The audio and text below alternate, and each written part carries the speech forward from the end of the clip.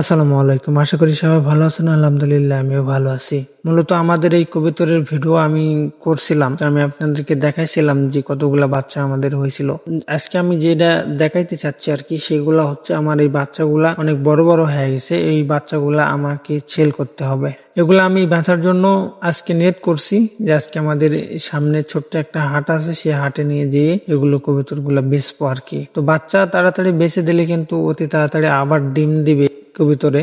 এই কারণেই মূলত আমাদেরকে সর্বপ্রথম বাচ্চাটা অতি তাড়াতাড়ি তৈরি করে আবার ছেল দেওয়ার দরকার, তাহলে আমরা বেশি বেশি ঘন ঘন কবুতরের বাচ্চা পাবো আর কি। তো মূলত এই কারণে কিন্তু আমি কবুতরের বাচ্চাগুলা বের করতেছি। কতগুলা বাচ্চা এই আজকে বাড়াই সেটা আমি আপনাদেরকে দেখাচ্ছি। তো দেখেন কত সুন্দর সুন্দর বাচ্চা আমার এই কবুতরগুলা হয়েছে। এই বাচ্চার চেহারা দেখেন কত সুন্দর হয়েছে আর কি।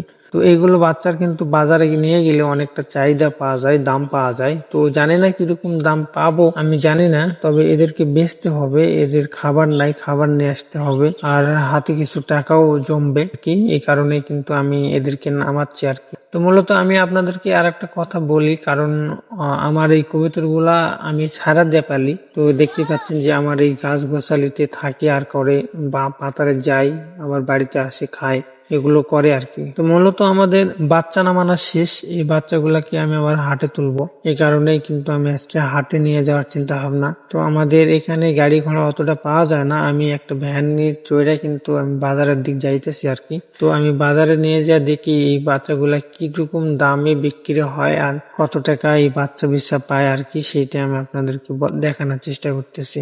তো মূলত আমি এখন রাস্তায় ভ্যানের উপর যাচ্ছি। মূলত কিছুক্ষণ পরে গেলে আমাদের হাটটা পাবো। হাটের সামনে একটা নদী আছে, আর এই নদীটা আমাদেরকে পার হতে হয়। তো এই নদীর ব্রিজের কাজটা চলতেছে আজ 2 বছর যাবত। তো এই ব্রিজটা হয়ে গেলে কিন্তু আমাদের চলাচল জন্য সুবিধা হবে।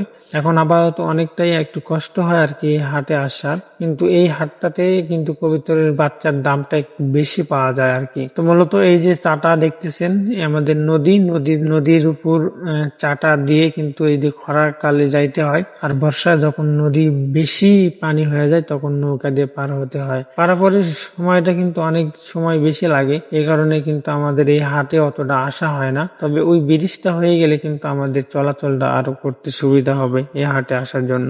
মূলত আমি হাটে চলে আসছি, দেখতেই পাচ্ছেন যে অনেকগুলা মানুষ কবুতর নিয়ে কিন্তু বসে আছে। তো আমিও কবুতর নিয়ে বসে আছি।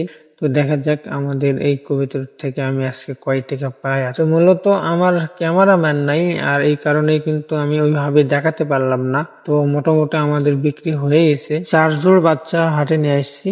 তো প্রতি জোড়ার দাম পাইছি 300 টাকা, 280 টাকা, 270 টাকা, 260 টাকা, এরকম ভাবে দাম পাইছি। তো 4 জোড়া বাচ্চার দাম মোটামুটি 1100 টাকার মতো পাইছি। সবাই ভালো থাকবেন, সুস্থ থাকবেন। আসসালামু আলাইকুম রহমতুল্লাহি ওয়া বারাকাতুহু।